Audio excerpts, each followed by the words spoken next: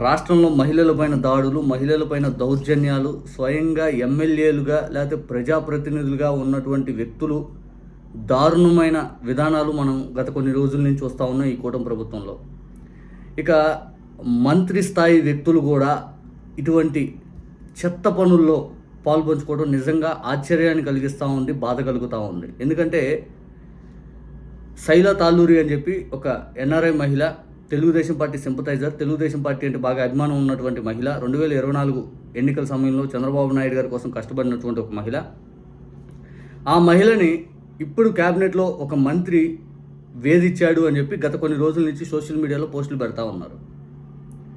స్వయంగా మహిళ చెప్తా ఉన్నారు, నారా లోకేష్ గారు మీ క్యాబినెట్ క్లీన్ చేసుకోండి, మీ క్యాబినెట్లో ఇటువంటి మంత్రి ఉండటం నిజంగా బాధ కలుగుతూ ఉంది, ఆయన సంబంధించిన అన్ని స్క్రీన్ షాట్ అన్ని ప్రూఫ్లు నా దగ్గర ఉన్నాయి విత్ వీడియోస్ ఆడియోస్తో సహా, దయచేసి ఆయన మీద చర్యలు తీసుకోండి, మీకు ఆ మంత్రి గురించి సమాచారం కావాలంటే నన్ను కాంటాక్ట్ అవ్వండి, విత్ ఇన్ సెకండ్స్లో మీకు ఇచ్చేస్తాను, నేను ఆల్రెడీ కొంతమందితో చెప్పున్నాను అని చెప్పి ఆ మహిళ గత కొన్ని రోజుల నుంచి సోషల్ మీడియాలో పోస్టులు పెడతా చూస్తూ ఉన్నాం.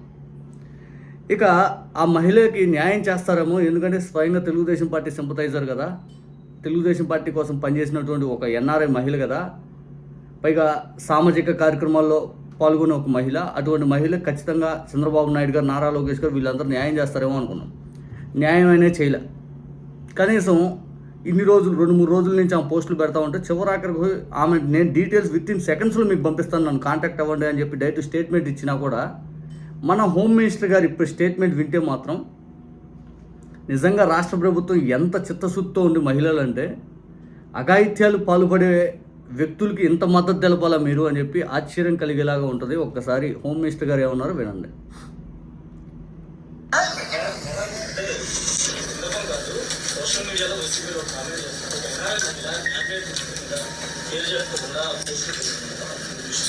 సంతోషం, మీరు కూడా చెప్పారు పేరు చెప్పకుండా అని, అదే పరిశీలిస్తున్నామమ్మా. జర్నలిస్ట్ అడుగుతాడు, మేడం 2 రోజుల నుంచి సోషల్ మీడియాలో వైరల్ అవుతూ ఉంది, ఒక మహిళ ఒక క్యాబినెట్ మినిస్టర్ వేధించాడు అది ఇది అని చెప్పి పోస్టులు పెడతా ఉంది, ఐదంటే పేరు చెప్పకుండా ఆమె పోస్టులు పెట్టిందంటే సంతోషం అమ్మ, మీరు కూడా పేరు చెప్పలేరు కానీ పరిశీలిస్తున్నాం అని చెప్పి హోమ్ మినిస్టర్ గారు చెప్తారు. ఇదేం ఆశ్చర్యం? ఆ మహిళ చెప్పేది ఏంటి, అక్కడ సోషల్ మీడియాలో పోస్ట్ పెట్టకపోయినా నన్ను ఎవరైనా కాంటాక్ట్ అవ్వండి, నేను విత్ ఇన్ సెకండ్స్లో మీకు ఆ పేరు, ఆ స్క్రీన్ షాట్, ఆ తాలూకు డీటెయిల్స్ అన్నీ ఇస్తానని చెప్తుంటే పరిశీలిస్తున్నామంట. అంటే 2-3 రోజుల నుంచి కనీసం ఆ వైపు కూడా మా సంబంధం లేదు, మహిళ అయితే ఏముందిలే అన్నట్టు ఈ విధానం.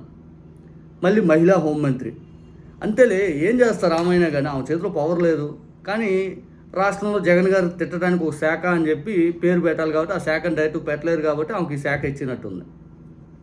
అందుకే హోమ్ మినిస్టర్ అనే శాఖని పెట్టి జగన్ గారిని రోజు దుమ్మెత్తి పోస్తూ ఉంటారు.